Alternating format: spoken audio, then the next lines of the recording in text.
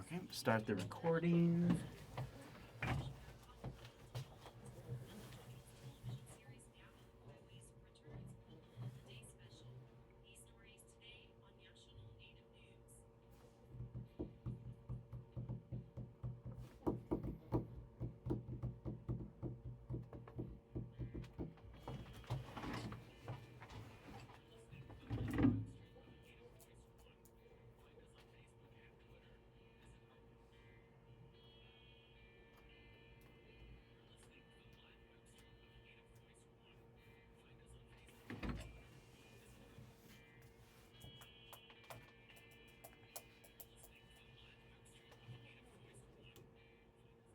Hey everybody, welcome to MCAT Radio. I'm Scott. And I'm Neil. Welcome to MCAT Radio, where we play nothing but royalty-free music.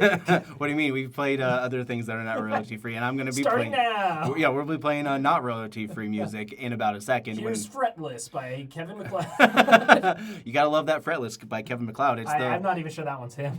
Who knows? It could be, yeah, honestly, who knows what it Here's is. Meatball Parade. Yeah, Meatball Parade, all those kind of free YouTube download, premium free downloads that you guys can do. Did I say free already? Well, Scott, it's the 12 o'clock hour. Yeah. What's going on around town? What's going on around town? We have the lighting of the Christmas tree. You know, here in Missoula, we keep our trees planted in the downtown Missoula area, so we can use that tree over and over again for the lighting of it. Reduce, reuse, and recycle? I know. What kind of town are we living in now? Some kind of hippie town, I'll tell you. Welcome to AM Radio. Pretty much. It's like every time you go on AM radio, they're always talking about politics, and it's like whatever. But most of the time, there's always stuff going on here. You know, it's the middle of December. I just got to say that we're promoting our Winter Days Winter Camp, which happens from the 29th through the 31st here at the library here at MCAT, our studio space. There's one spot left now. Only one? Yeah, I got an email this morning from our programming director, Lori, telling us all about it. The other day, there were 3 or 4 spots left. Yeah, they filled up real quickly. And so we got some kids joining in. We're going to make some fun, stupid movies. Emphasis on stupid, hopefully, because those are the best kind of movies to make. They're the best ones. They really are. They're so fun. Yeah, speaking of fun, we watched Five Nights at Freddy's 2 last, what was it, Friday? Yeah. Yeah. Speaking of stupid. Yeah, I mean, that was like stupid for stupid's sake. Like, the thing I heard about this movie is that the creator of Five Nights at Freddy's was the sole writer. Yeah, he was the sole writer. He was the only writer. There was no other writers, no other thing to punch up the script or anything like that. It was just him doing the whole movie. So going with some caution going to that movie. But overall it's pretty fun. I really like the new antagonist of the movie. Just like You want to give a plot summary, Scott? Vengeful spirit brings back the ghosts of the Five Nights at Freddy's lore, and they're gonna have to stop her before she possesses the young child. Yeah. I liked From the first part movie where it was like near the end. It's like an Avengers moment where they all show up. Oh, it really was. But you didn't even like the build up and payoff for that didn't really even feel worth it towards the end either. So regardless of that, I'm sorry, we're like diving in spoiler territory, but there's a lot going on there. But my favorite character in that movie was Wayne Knight, who played the biology teacher, who was just the worst. Oh yeah. To Abby, the kind of like the pseudo protagonist of the movie. Did you notice he was also in the first scene? Was he? Yeah, he like showed up as a silhouette and as an announcer. Oh, okay. He's like, now it's the Five Nights at Freddy's. Rah! Oh, I didn't recognize his voice, I suppose. Yeah. So I think that they were trying to hint at like a deeper thing for why the ghost also wanted to kill him specifically. Yeah. When I was watching they didn't go into it. Yeah, when I was watching a review of it, it seemed like the only actor in the whole movie who knew what kind of movie he was in was Wayne Knight. Everyone else just kind of going through the motions, especially the main character. He was just that kind of there. Oh, Josh Hutcherson? Yeah, I mean, he resolved most of his issues from the first movie. Yeah, he's there by necessity. Yeah, really. He was just kind of following the other two protagonists, which is his... He's like, I finished my character arc, and now I'm a big brother dad. Pretty much. Yeah. They didn't really allude to the fact, like in the first movie, where it was a whole custody thing between, him and his estranged aunt. I keep going back to the lawyer showing up in the second movie because that is maybe the dumbest moment of the film. Yeah, that was kind of like like an Easter egg inside their own Easter egg that they built from the first movie. Yeah, it looks like you need a good lawyer. Pretty much. But yeah, it was very much it was okay. It was just fine. Yeah. A lot of the audience, for the audience sake, loved the movie. Oh, it's because it's like nobody was going into that expecting Casablanca. They weren't making Casablanca. Okay, so what would your Five Nights at Freddy's Casablanca movie look like? Okay. Opening scene. Opening scene. Black and white. Alarm goes off. I was going to say interior. Casablanca. Freddy Fazbear walks out and he goes... And he's wearing that really fancy white tuxedo. Oh, of course. And and this is what he says, and then he kills somebody. Yeah. And then a guy comes out and is like, "I'm running from the Nazis. Can you help me?" And he's like, "Sure can." I just killed a Nazi. That guy. That's how they get away with it, is because they fought against those war crimes during World War II. So there's a lot deeper lore where the American public is protecting them because they're killing the right bad guys instead of the wrong bad guys. Well, you might remember there was an episode of a regular show that had like parallel plot to Five Nights at Freddy's, and it was not intentional. Right. Where a bunch of animatronics are like part of a like mafia family. They're like, we've been hiding out here until the heat died down and we could take the diamonds with us. Well, and then of course they have the Nicolas Cage movie, which yes. Exactly. What's it called? With a W? Yeah, Willy's Wonderland. Yep, Willy's Wonderland. Yeah. And so that was kind of like a really first attempt at making like a horror story based on animatronics and stuff like that. And film, anyway. Yeah, this one's less about like them going after children and more about just a bunch of people who are in a religious cult who kind of sacrifice their lives just so they can become the animatronics that end up killing teenagers and such. Yeah. And then Nicolas Cage just happens to be there grunting the whole time because he doesn't have a single line. Yep, and that's kind of like the point. I think they made him on purpose. You could do a whole franchise of Nicolas Cage just going to different haunted locations and not saying anything and be like, "Rrr." Yeah, I mean, I even heard that Nicolas Cage is doing another God of War movie. God of War? Yeah, it's basically where he just... do you mean Lord of War? Lord of War, sorry. I remember that one. Yeah, God of War is another movie that's coming out eventually. I was like, Kratos. Yeah, no, not Kratos. Nicolas Cage Kratos. No, it's not going to... No. That would actually be pretty great. I would love that. I would love to see that movie for sure. All right, so you're listening to 101.5 KFGM. The KFGM's End Year Donor Drive Radio Non-a-thon. Donate today to support Missoula Community Radio. Help us reach our goal to keep KFGM alive, local and on the air. You want over 60 plus DJs from the community to keep on keeping on, bringing you the original content from MCAT Radio, Uncle Jeffy's Wake Up Show, Radio Disorder, Native American Calling, Party Time with Coach Shane, DJ Plant Daddy, and more. Events run through now until the 17th, but you can always donate to 1015kfgm.org. Yeah, I mean, listen, you're hearing us right now for free. Radio's not cheap to produce. Nope, you got to have all the bells and whistles, and just the other week, our show wasn't actually live on the radio because some of our technology was down, so we constantly need maintenance and support to keep up those maintenance. Mm-hmm. But you can always listen to 1015kfgm.org to listen live. Sustaining gifts for $50, $30, or $20 a month. You can sustain your station. Choose to a monthly gift where you can go online to donate to, again, 1015kfgm.org.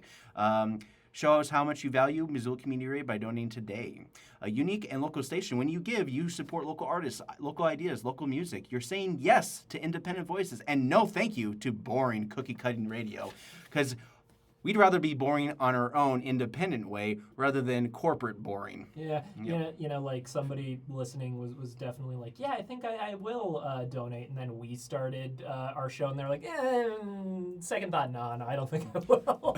Well, despite that, you should. You should. And if you want to start your own radio show, like I said, 1015kfgm.org for more information. You can stop by the library and ask at the desk here at MCAT for more information. We'll give you the lowdown and how to do it. Basically, you're talking between songs, and if you want to start talking more like us, you just have to have a good repertoire with a good buddy like Neil. Everyone needs a Neil in their life. And it's lunchtime, and what do you guys feel like for lunch today? What about you, Neil? What are you going for? Frugals. I would like frugals for lunch. Frugal sounds good. I had Taco Sano the other day, and I really like their quesadillas. Oh, speaking of quesadillas, you know who has very good quesadillas? Who? Is Guild. Gill does, Yeah. really? So they let the cheese melt out, and then it gets all crispy on the edges. So you've got like some cheese crisp bites. Wow, don't threaten me with a good time, Yeah. Neil. Yeah, they've got a good cheese blend. My wife, who's picky about quesadillas, took a bite and she was like, "This is so good." Really? Okay. And this is not an advertisement. I just like their quesadillas. Nice. That sounds pretty good. Like, I'm jumping around, seeing some different places. I had a quesadilla last week at Cafe Rio. I guess I'm on a quesadilla kick right so now. I head on down to Guild Scott. Yeah, I wonder if my own Sonic character, but it's like quesadilla instead of like chili dogs. Gotta go sit down. I'm Queso the porcupine. Gotta go eat. I wonder if porcupines have body issues because you call them a little bit of pork. No. Yeah, it was like, hey, I was like, can't you just call me a pine? It was like, no, you're a porky. You're kind of a tree. You're kind of a pig. Porcupine. Yeah, porcupine. Yep. So yeah, let's throw it over to some clips from MCAT. So MCAT, we do a lot of shoots for the community. We call them Media Assistant Grants, otherwise known as MEGs. So you can get up to 12 hours of free videography, edited content through MCAT at mcat.org. All you got to do is request a recording on our how-to page, and we'll be able to go out there and film it for you. And speaking of which, we have one shoot for you guys that we did last month or so. We usually put this up on YouTube about a week or two after we've recorded. This is Ecology and Evolution Seminar Series featuring Bob Hall, who's talking about oceans are vertical rivers and talking about the Flathead Lake Biology Station. So here's this. That's a cool station. Oh, yeah. The biological carbon pump. And essentially what this is you have all this production in the upper ocean. And so go out to the middle of the North Pacific subtropical gyre, off of Hawaii, where Matt's worked his entire career. And there you've got this epipelagic zone. So it's very well lit, low nutrient, and that's where most of the productivity is happening. And then this carbon that is produced up here will settle out. So just like it moves downstream in a river, it's going to go vertically in the ocean, and it settles out. And as it settles, particles aggregate, they split apart, they mineralize to CO2, and you can measure this flux. And as you measure the flux, as you go deeper and deeper, that flux attenuates. And it's because this stuff is transforming back to CO2. But an interesting thing is as you go deeper and deeper, the residence time of that water before it sees the surface gets longer and longer. So you get down to 1,000 meters, it's 1,000 years before that water sees the ocean again. That's a good thing from the carbon cycle perspective, because carbon that makes it 1,000 meters is now out of touch from the atmosphere. And y'all have heard of this thing called global warming, right? Where we have too much CO2 in the atmosphere. And so this is seen as like, whoa, this is a process that we really need to understand, because this is taking carbon out of play. And so a tremendous amount of effort is going into understanding this process. And there's other ways that this can happen. This is the gravitational pump. There's the vertical pump. This is super cool. You have all these copepods that can just take tons of carbon, literally, out of the upper ocean and put it down to the lower ocean in the wintertime. But that's off topic. And then there's physical reasons. Subduction here is where water gets trapped and moves down.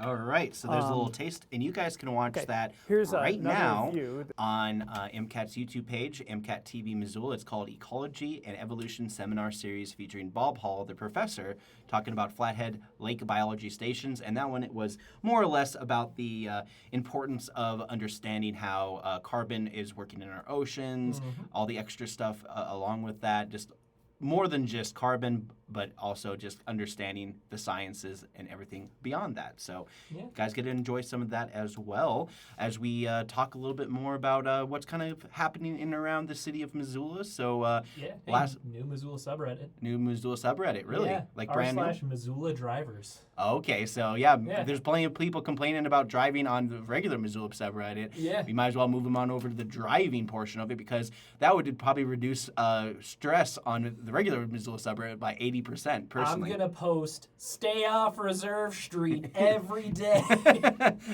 You're going to just do that every single day? Daily reminder. Yeah, daily reminder. If you're driving down Reserve Street, Stop. because it's going to be 15 more minutes travel time to get anywhere across Missoula.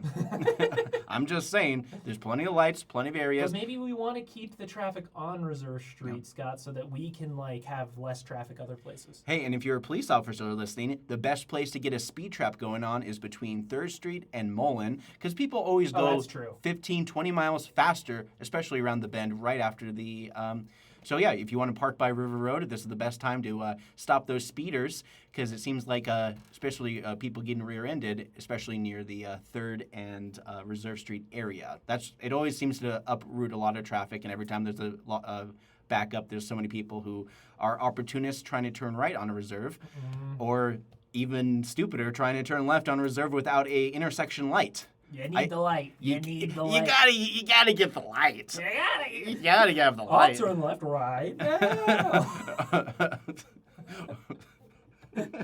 Yeah, but the traffic is terrible on Reserve, and you should avoid it at all costs if you can. I can get anywhere within Missoula within 15 minutes as long as I avoid Reserve Street. But if I want to add another 15 minutes to my travel, I'll hop on Reserve Street. I can get anywhere in Missoula instantly if it's within my mind. So you're like Goku instant transmission right No, there? no, I just imagine that I'm there. I'm like, hey, wouldn't it be cool if I was at the store right now? And then I sit there daydreaming about being at the store. You know, I'm really surprised that we've taken this long to even bring up Dragon Ball Z, and I think it's about time. Brought it up before. No, I usually bring up like Seinfeld references mostly, but it's about time we start talking more about Dragon Ball Z. I've been seeing those AI videos of those shows, what would it look like behind the scenes if it was like a real life. Yeah, you sent me one of those. Isn't that crazy? Just seeing some of the hot behind the scenes of where they just green screen it, fake it, and then they just showed the what was it, the Saiyan saga when they first come to Earth, just like with Vegeta pretending to fly with the green screen and stuff like that. I really like what they did with that for sure. Pretty much. But okay, let's see what's happening here in Missoula. Last Monday was our lone ward seat conservative Sandra Vasica's last day in office as a council member for the City of Missoula. Her term ended on Monday as the holiday season winds up. City is focusing on Unified Development Code to reflect growth. They're so invested in this that they even added a city council meeting for Monday, the 22nd of December, just before the holidays. They usually take that Monday off. So this is kind of like one of their big deals in which they're trying to update the zoning to be compliant with the legislature. And one thing that people should be knowing about this is the concept of place-type zoning. That's the key word that Unified Development Code is working through, and they worked on it last Wednesday. And through that meeting, a big portion of it was devoted to the fact that place-type zoning has a lot to do with amenities. The more amenities that you have in your local neighborhood area, the higher chance that you're going to be dealing with a lot more infill and higher density housing being developed around those amenities as well. So one thing's for sure is that amenities are very cut short, especially on the north side. So I have to give a shout out to the north side. They definitely are in a higher need for more commercial development in that particular area. Besides the gas station, couple like one restaurant, maybe that Kettle House. That was fairly popular on the north side. Pagoda. Yeah, I love Pagoda. Yeah, Pagoda's great. I love Pagoda. Hey, they're doing well. Yeah, they expanded into their neighbor. They're right next door now. Yeah.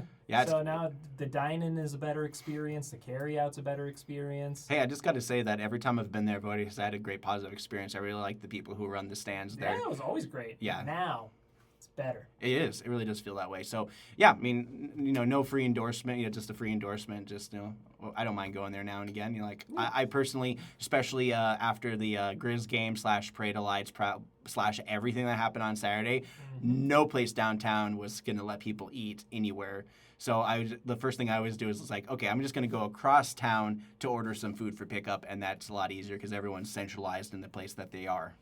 So that's what I ended up doing. So in terms of, city, one thing is that's a big part of this is like, especially with the expansion of Ward 2, you you also have that major develop next to Jeanette Rankin School. All that farmland, especially by Linda Vista, is going to be developed into a major neighborhood for sure. So there's a lot of growth happening. Ward 2 is definitely the fastest growing thing in Missoula as well. And so trying to match the amenities to try to help expand, mountain line bus services and all that kind of stuff. Because so far it always feels like there's like 1 or 2 buses that may go out there that far. Bus 12 is the one that goes to the airport and back downtown. And there's maybe like 1 or 2 that might even go to a Target. But for the most part, everything's very centralized between the hospitals, Southgate Mall, and downtown Missoula. Those seem to be the major hubs of most transportation and buses to get on and off. Mm-hmm. So that's the thing about a change in Missoula and change in city. And even the baseball field here in town is having their own turf war to determine whether or not it's going to be synthetic or natural turf. A lot of people, clever, a lot of clever. Yep. A lot of seniors for Livable Tomorrow spoke at City Council last week and were talking about their displeasure with the use of synthetic turf as in lieu of replacing of the natural turf that's been there for basically since its conception. So part of this is that the city and the baseball team, the Paddleheads, have all teamed up to be like, oh, we're going to pay for this.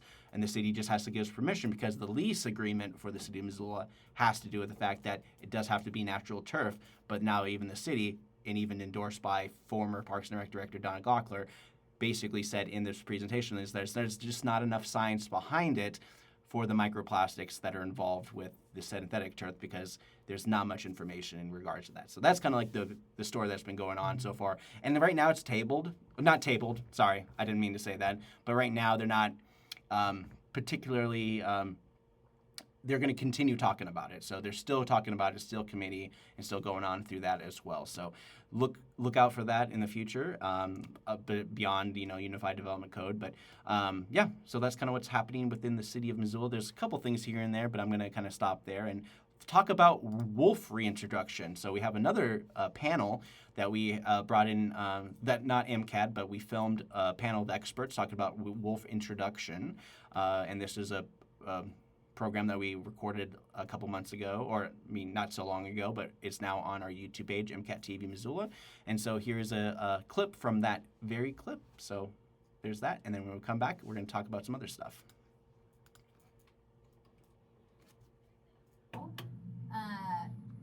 But I think there's also financial incentives to kill wolves. So there's a group that, in 2021, a law was changed to allow for bounty payments for wolf killing, which is not allowed for other wildlife.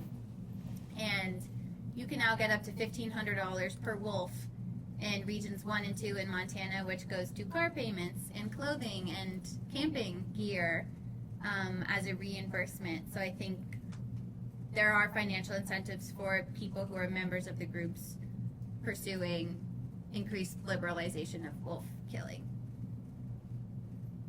Marianne, do you have anything to say? I do, thank you. So I mentioned my background. I do consider myself an environmentalist, and I care about wildlife and protecting our wildlife. I mean, I won't go over the history, but we've all read the history and heard about it with bison and wolves and near extinction. I voted no on 2 of those bills, 176 and 258, and I never saw 222, which is, to me, just reading it, it's open season on wolves all the time, all year long. I mean, to me, that does not sound science-based at all. And like my colleague, Representative Carlin said, I can't speak for these organizations and what their motivation might be. I'm not even going to try to, because that's not fair to them. I can say that, I think we need to protect our wildlife. Frankly, I'm coming from, I don't know why hunters have to hunt wolves and bears with dogs. That was another bill that passed, I believe. Jonathan, correct me if I'm wrong. I mean, to me, that's heartless. So All right, so there's I a little think as taste far of as it, and you guys work can watch the management, panel. It's just under 2 hours long where they're discussing all this stuff. So definitely worth a check out.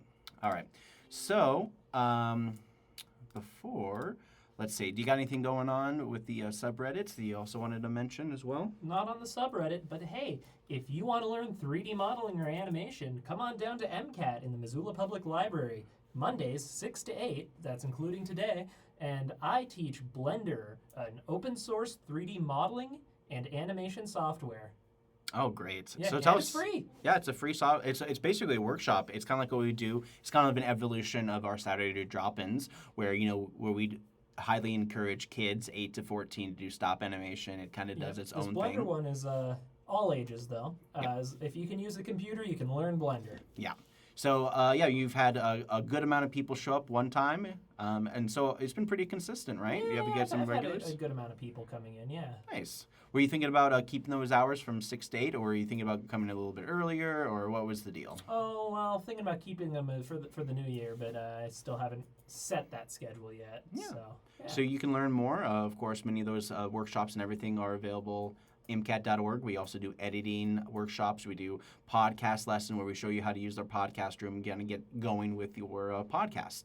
You know, it's very much like, you know, how everything's becoming very much like gig-related type stuff, not so much rigid into the whole broadcast sphere of having time-sensitive information where you can go on anything and everything. You don't have to wait for anything. And, you know, that's the kind of thing about modern media, because I just remember always having to wait for a program or anything like that just to drop on the air. I mean, they're trying to adopt those things now with streaming and whatnot, especially when it comes to podcasts, where people can release them however they want. Weekly releases, I think, have been really good for things. Yeah, weekly releases is a good way for people to kind of develop and just kind of like ease into it. Because, you know, Stranger Things is a great example of how, you know, binge watching has kind of like made us forget basically what happens in most shows anyways. Yeah, now I can rewatch that anime I just finished. Which one? Dungeon Meshi. Delicious in Dungeon. Nice. Yeah, did you watch it? Yeah, I watched it.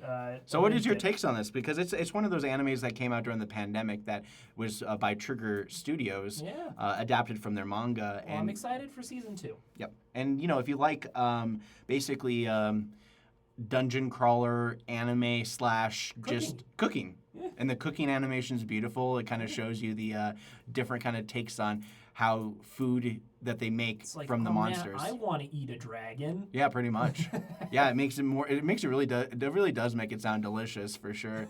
The various kind of foods and things that they can make out of the various creatures and animals they meet down I there. thought their takes on mimics were pretty neat. It's just a hermit crab. Yeah, I mean that's like the perfect explanation for it too. Like they have a hermit crab type thing, and not to mention the living armor is basically the same thing, where it's kind of like they're crabs and mollusks, oysters living inside the suit of armor, and just kind of making some like. Oh, this is bringing a lot of weird realism to a show that shouldn't have any realism whatsoever. Right. Yeah.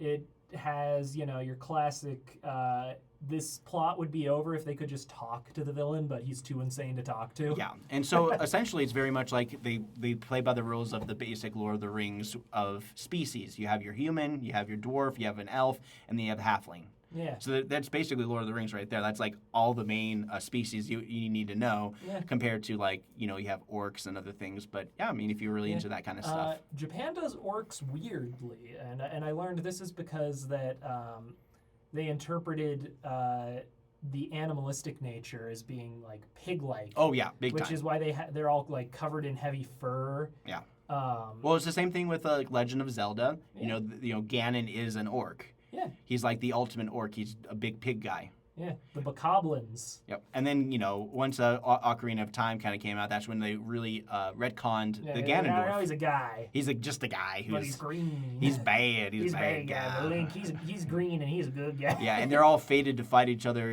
eternally. Yeah. At one point... Kiss? No, well... Maybe someday.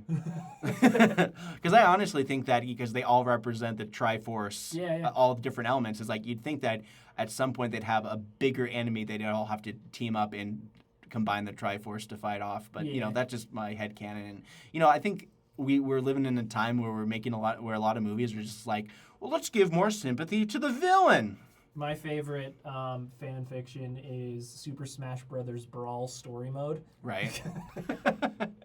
That's actually one of the weird ones that actually really felt like what they did with those 2D, 3D scrollers. Oh yeah. And it was really fun. I really Subspace Emissary was great. Yeah, like the brawl was so good, and then of course they did the sequel one where they did it's like if you play really hard mode against Master Hand, you get like Master Castle at the end where it's like an escape thing, very like Samus and Metroid, where you have to escape with a certain amount of time after you defeat the Master Hand, who's basically brittled you down to a high damage point, and you just have to survive towards the end. I don't think I've ever survived that one, but.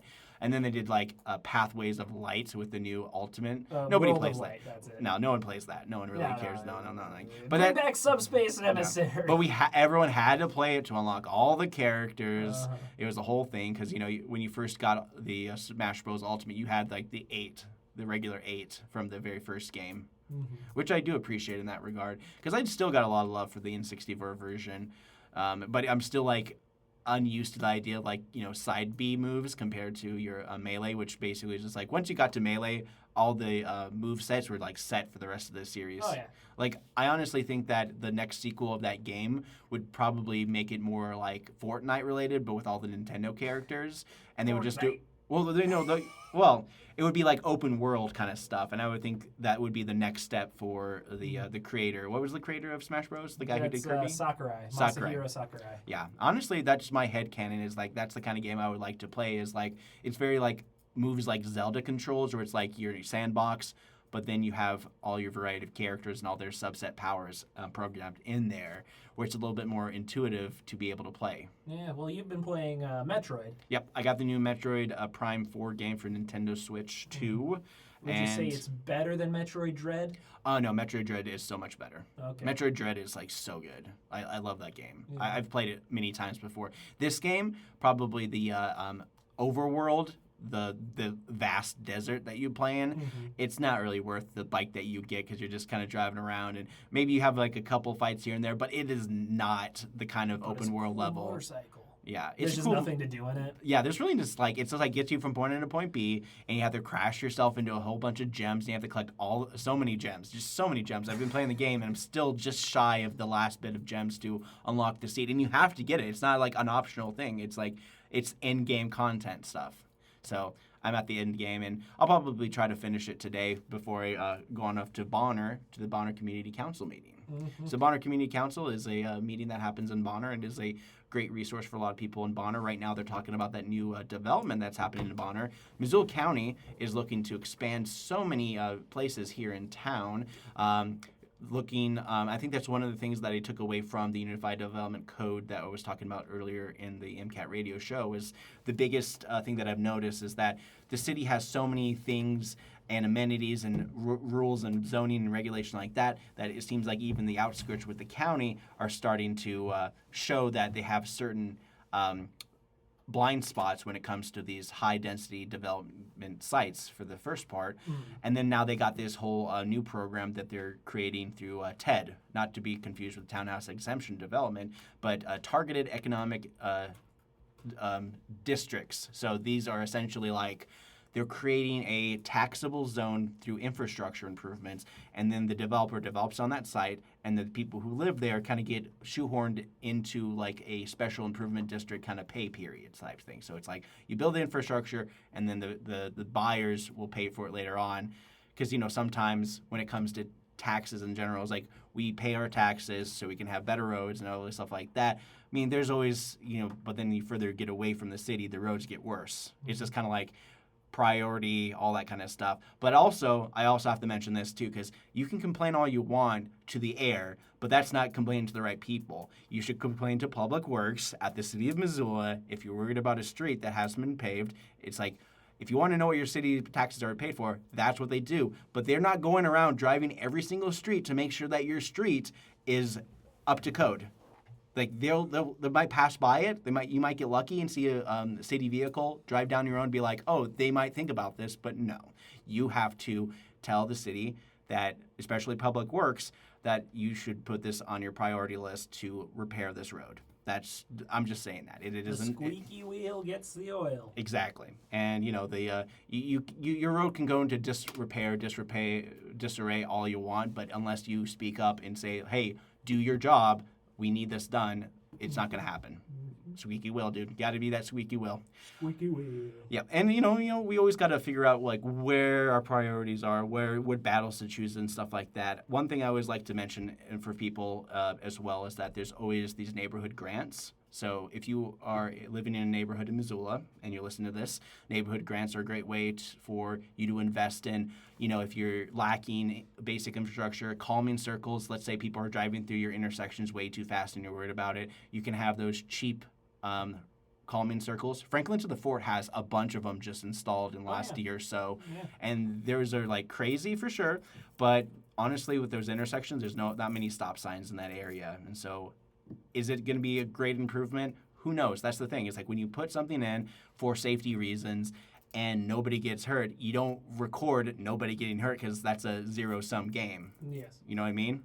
Yeah. Because if somebody does get hurt, that's the point of a lot of like Montana Department of Transportation. They're working on this Reserve Street project. Their whole goal is net zero, which means every year they want to make sure that nobody gets hurt on Reserve Street, which is totally possible and happens. So don't Stay go off Reserve. back again. Yeah. Yeah, but Scott, I've got to know what's the best neighborhood? Listeners at home, vote now on your phones. Well, I'm biased, but it's definitely Franklin to the Fort.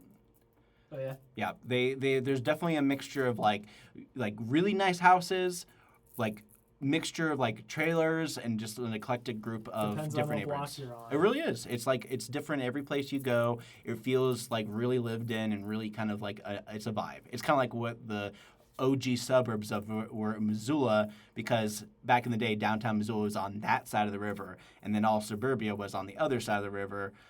Here on the we're on the north side right now of the river, but south side river was pretty much the suburbia, and of course the university. The university has always been like the mainstay of Missoula for all these years to be like the place for why we have such a fairly decent population. And now that Missoula is becoming more and more popular, thanks CNN, basically making Missoula the top 10 city in the United States. CNN, keep my city out of your mouth. Keep your city out your mouth, CNN. Yeah, that was like last summer too. So yeah, they did a whole expose on it and everything. How long ago was the Oscar slap now? Like 4 years? Oh wow, why are you talking about the Oscar slap? Yeah, we just referenced it. Really? Yeah, you just referenced it. Really? Yeah. I was just talking about. Oh, I didn't know I was referencing it. I'm sorry. Like I was like, what? What are you talking about? I was having like a Tim Robinson moment. I was like, what? Huh? Just like trying to like gaslight you into thinking that he's not in trouble. I'm not No. I'm not in trouble. This is normal. This is normal. This is normal. No. I now I'm like I know I totally like did not remember that at all. But, geez. What was that, 4 years ago? Yeah. I don't watch the Oscars. Ah. As soon as I learn a movie wins an Oscar, I'm just like, I'm probably not going to watch that movie again. I'd like to curse the Academy. I don't know.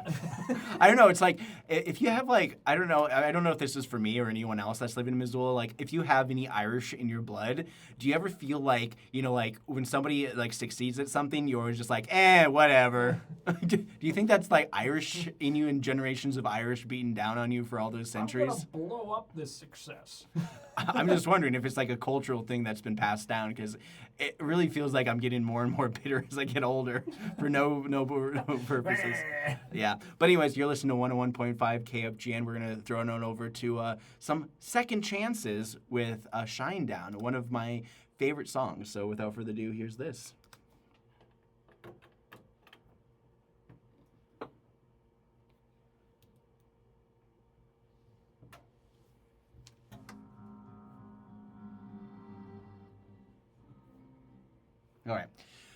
All right, let's try to figure out what we're going to do next.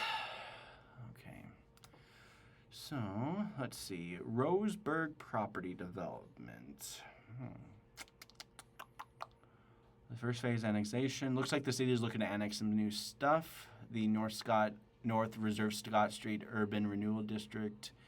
The Roxy will be showing Iron Lung. What is that? That's Markiplier's movie. Okay. Huh. It's based on a game. Okay. Like a game that's like 30 minutes long. Oh, I see. Huh. Yeah, I mean, you can talk about it. I don't know anything about it. Yeah, no, I'm just excited to go see it. Okay, that sounds good. We should go watch it.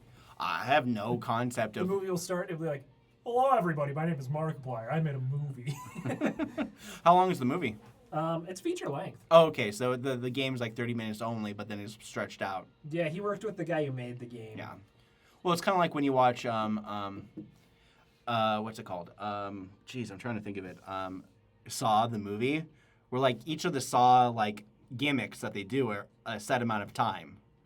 And so there's a lot of build up in movie around the lead into that kind of stuff. So do you think that's what they're going to do? Is they're going to have like the movie around the 30-minute gameplay or are they going to stretch out the gameplay throughout the whole entire movie? No, I think that like, so the gameplay is pretty short because it's just a short game, you know, right? Right. So I think they're just taking the concept and expanding that into a feature story. I've been noticing That's a lot on of... January 30th. I've been noticing there's a lot of those games that just kind of like to like repeat the same day and you have to get it perfect to win. Yeah. And I feel like those kind of games are like trash in my personal opinion. Yeah, it's not like that. Yeah. But it's just a simple concept for a game. Yeah. You do it, it's done. I like the game where like the guy who perpetually moves forward, the time moves forward, but then he goes backwards. Like Superhot? Yeah, exactly. Very much like opposite of Superhot, where it's a side-scrolling adventure where when you go to the right, time moves forward. When you go to the left, time moves backwards. I see. And so it basically, the whole entire game is you are witnessing a giant bomb exploding in your city, killing everyone. Okay. And so when you... What game is that? I can't think of it. I keep on, like, it got recommended to me not so long ago, and it's only on Steam. And it's also the same thing where you say, like, Lone Road, where about a zombie one, where you kind of start off with the zombie attacking you from the left, but you have to go to your right and just collect things along the way. It's very, like, low bit resolution. But this one I saw was not so much, but let me look it up. Damn father.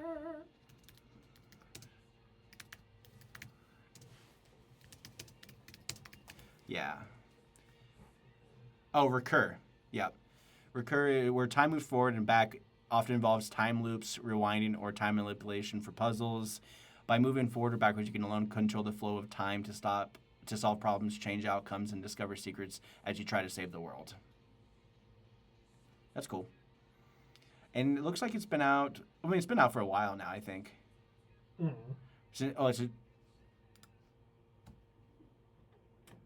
Hey, everyone, you're listening to 101.5 KFGM. That was Shinedown. Scott, I think I'm gonna give you a second chance here. Second chance to what? Sometimes goodbye is a second chance, Scott. All right, goodbye, Neil. Oh, hello, Neil. Oh, hello. Second chance. Well, welcome back. What are you going to do with your second chance? Probably the same stuff. Do people really change? Well, you got to give people as many chances as they can get. Okay, goodbye. Oh, okay.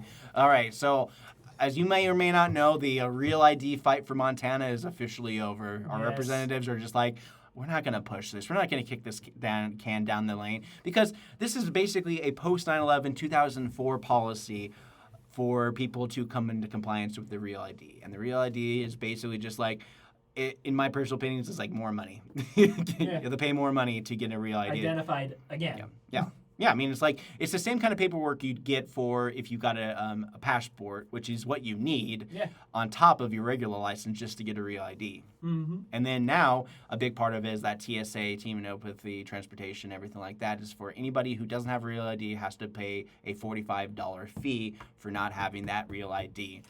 And so, yeah, the fight's fairly much over, and, any more kicking the can down the lane is long gone. The only thing that they're going to be kicking the can down the road from now on is keeping the 406 area code for the state of Montana, hell or high water. That's never going to change. We're always going to be 406. We don't want a 407. Nope. I don't even know what it would be. I think it was like a 603. Ew. I know. Because we can't go, because it's area codes, and I think it's 4 digits, and I think it has to do the 0 has to be in between one number or the other. But then again, never mind. I kind of caught myself in It'll my be own. 604. Yeah, I mean, it would be cool if it was like 406 and then 604. But So then you know where real Montana is and where evil Montana is. I mean, who knows? Like Montana is basically separated from East Coast to West Coast in our districting for sure. Yeah. Yep. Yeah. Missoula would basically get separated from Bozeman, Billings, and those other places on the east side of Montana. Because if we were to separate north to south, we'd basically have a guaranteed blue representative. So Scott, should we go watch the chimp horror movie? No. I don't know. I keep on seeing the trailer, and it's like, that's the whole movie. Yeah. That's the whole movie right there in the It's trailer. just- It's a slasher with a chimp. It is. I mean, I'm pretty sure the chimp has some kind of like rabies. It goes on a rampage, and that's how it is. But it's like killing people smartly. Yeah, that is true. But like, A serial killer put his soul Yeah. in a chimp.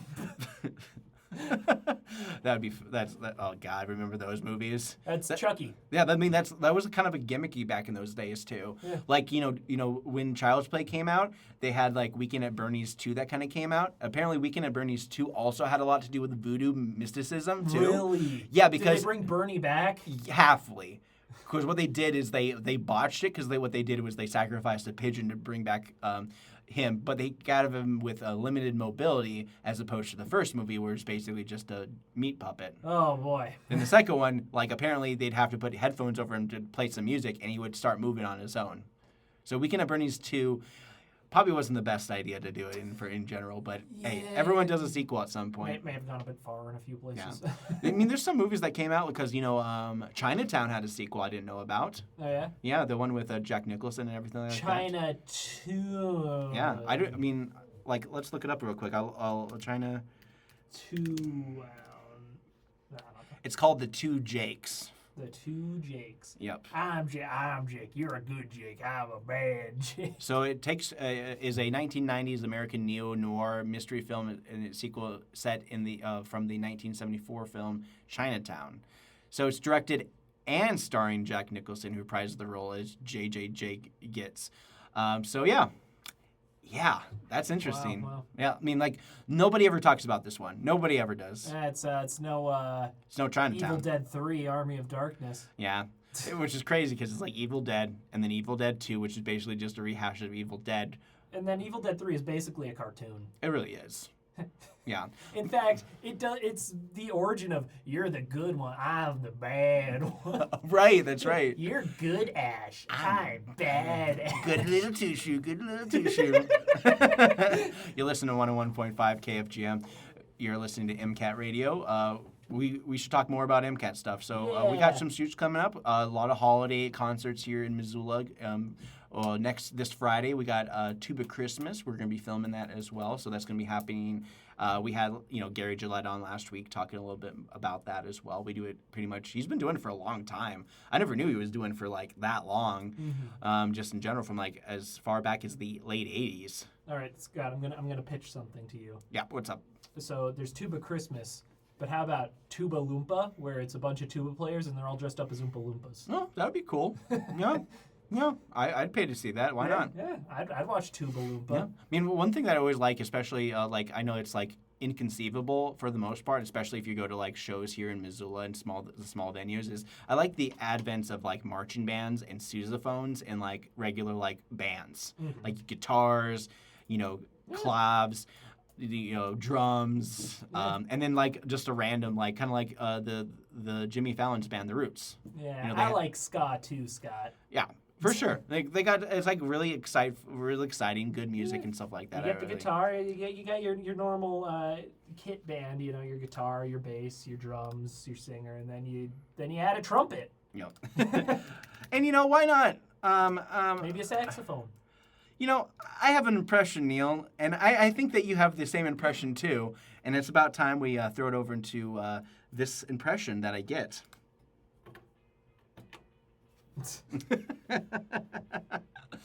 That's good. Just kind of break things up a little bit more. Whoa. I'm starting to think you don't even like the Mighty Mighty Boss. I'm playing the Mighty Mighty Boss Tones right now, Neil. How can I not like them? Yeah. Well, I'm gonna get my fingerprinted today. Oh, yeah. I gotta take care of that. Yeah, too. get that fulfilled and get that dealt with. Yeah, I got the email from them too. It was like, oh, the police has emailed me. And I was like, oh no, it's fingerprinting. I was like, okay. I forgot for a second there why they wanted my fingerprints. It's like, I'm a good boy. I'm a good boy. I don't do anything bad. I keep to myself, and all I ask is that people leave me alone. Take my prints. And don't talk to me. Oh, I just watched the first episode of a bummer documentary. Oh. It's called Paradise Lost. Oh, I heard about that. It's about 3 young boys who were murdered in Kentucky, Ooh. and then 3 teenage boys who were blamed for it, except they didn't do it. Wow. Yeah, and it was during the Satanic Panic, so they went, oh, you have black hair and listen to Metallica. You're guilty. Yeah, that stinks. Yeah. It stunk to be a goth in the South. Yeah, right? Yeah, that's basically what I can glean to at this Well, point. only one of them was a goth. The other 2 were just friends with him. Yeah, they just got roped into it. Yeah, exactly. And Dang. none of them did it. Yeah. They're all out now, but But yeah, that stinks. I mean, it's also like that whole show and documentary and everything to do with those twins that killed their father. oh yeah. You know, there's like, oh, he was abusing us and everything like that. But it's like, yeah. I mean, there's a lot of movies and documentaries that are really sympathizing with these guys. Like, they're the good-looking rich kids. Yeah. So it's really hard to know for sure for the most part. Like, Yeah, I well, was. this one, Yeah. they were all poor, Yeah. like living in trailers. Yeah. So the police just kind of connected them to the crime as fast as they could. Yeah. It does stink when that kind of happens, where it's just like, yeah, it's ridiculous. In fact, in the courtroom, they even brought in a knife and went, "This is the murder weapon." It's like, is it though? You haven't shown that it's the murder weapon. You're just saying it is. Yeah. Yeah, and yeah, and you wonder why, like that's the thing is like you represent an organization that arrests people and gets people thrown in jail, and like that's the thing is like you make one mistake, it represents everyone. Well, a lot of it was on the district attorney. That's true. Like the justice system, like every time there's like a mistake in there too, like it represents all justice systems across the board. Like justice system isn't regulated to one thing or another. Is that a toll-free number? No, I don't care. Calls the same time every week. Yeah, so it does really feel that way too. Yeah, but it probably was. Who knows? But yeah, man, that's so distracting. I got to get used to like ignoring it. All right, we are back. Yeah. You're listening to MCAT Radio. That was the Mighty Mighty Boss Tones. As always, they're playing the impression that it gets. No other song have I ever heard of any other song that they ever played, nor I ever will try to listen to. The I don't care, as long as it's... Well, Scott, I'm starting to think you don't even like the Mighty Mighty Boss. Hey, I like that one song that I just played. I forgot what it was called. Because we're moving forward. We're not going backwards. We always got to move forward. You were just telling about a documentary over the break. Horrible, horrible crime from 1993. 3 young boys murdered. And then 3 teenage boys blamed for it. But it doesn't seem like they did it. Right. Yeah. So one of those documentaries yet again. Yeah. And I only finished the first episode because it was like 2 hours long, and it's a bummer. Yeah. So do you recommend it? Yeah. Okay, great. I'm gonna finish the documentary, but Who doesn't like a good murder mystery? yeah. Well, and it was being made at the time. It's an HBO documentary. Oh, yeah, I mean, Paradise Lost. In the 90s, everyone was everyone was obsessed with crime. Yeah, but they were able to get so much footage of like the court proceedings. Yeah.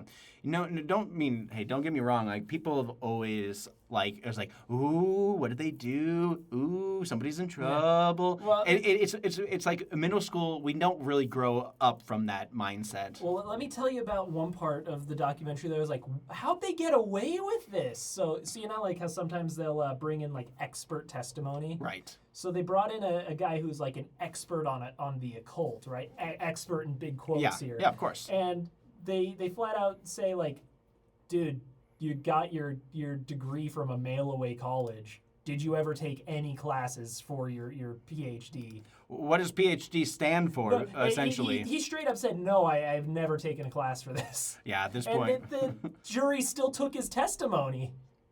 The judge still allowed his testimony. Yeah, I mean, like, It also seems like it's a big failure of the defense because they're supposed to poke holes in the The prosecution. defense honestly did a good job, but it was the satanic panic. Yeah. All you had to do was go devil worship. That was that was it. That was what it was. Yeah.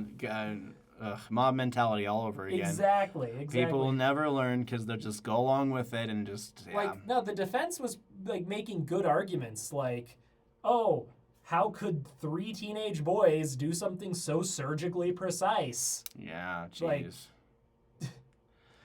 Like, they brought in a coroner and went, hey, could you do this? Yeah. And he was like, no, probably not. Yeah, jeez. That's 3 teenage boys. Yeah. Paradise Lost. Paradise Lost. It is a bummer. Yeah. Also very graphic. Oof. Like you see the murder scene at the beginning Oh, with wow. the body still there. Oh, jeez. Yeah, so it's a bummer of a Wow. documentary. Well, you guys can watch it on what platform? HBO Max. Okay. Oof. Oh, HBO does not Maybe pull. soon on Netflix. Wait, hey, I don't know. listen, HBO does not pull any punches. They don't. Because I watched the Welcome to Derry. They're just basically 7 episodes into their 8-episode season. They're going to be wrapping up next Sunday.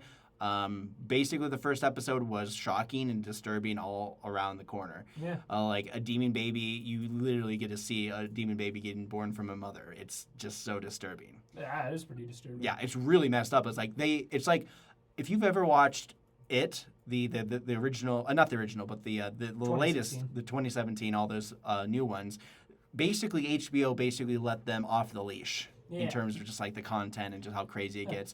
I mean, it is at the kind of like the end game of their series, and I feel like they lost some of that early steam because there's the. It's hard to keep it as shocking. Exactly, because they're servicing a larger plot that they're moving forward. So everyone's converging to one at this point to move forward on the next thing. But there's been some shocking deaths. There's been some crazy things going on left and right. And I got to give some love to the character Dick Halloran, who was featured in this season, who also is the mentor of Danny in The Shining. Yeah. So he's like the old black guy from The Shining who says, well, my grandma called it the shining. You're shining bright. Yep. So, yeah, I mean, he's a heavy hitter in this series. He's one of the main characters, and he's the one that kind of tracks It, and then It messes him up big time by basically making him unlock all his evil ghosts. So there's a lot of iterations and references to Dr. Sleep where those people who have the shine, if they're surrounded by some kind of death, the death follows them. Yeah. Speaking of which, have you ever seen that movie Death Follows? Directed by Scott Ranf. Directed by me, where we filmed a basically Grim Reaper following people around. It very much kind of reminds me of The Frighteners in a way with Michael J. Fox. Riddick's the best part of the movie. Riddick is the best part. He plays like the pseudo-therapist counselor. Grr. Yeah. And if you guys get a chance to check it out, we did our horror camp last year as well as before. See, that was Horror Camp 24. That was probably 2 years ago. Might have been 23. It was 23. 24 was like the That's Do what Not we Go did. Outside Yeah. analog horror. Yeah, and that's the one that also did the Five Nights at Freddy's intro. Exactly. So the Five Nights at Freddy intro is on our 2024. Bookended. Yeah, bookended a great way. I mean, we're talking about horror, so we might as well talk about the horror camp. We'll hopefully be doing our summer camps this summer. We'll also have day camps, like a single day where we make a movie, very much like Stealing Thunder from MCT, where they do a play in a day, but we're doing a movie in a day coming up this summer, sometime in June. So we'll be doing that before we do our normal summer camp weeks, which will be doing it most of July after July 4th. And then, of course, we always do it, we always take a week off, and then we do the first full week in August. That's usually how it shakes out to be every year.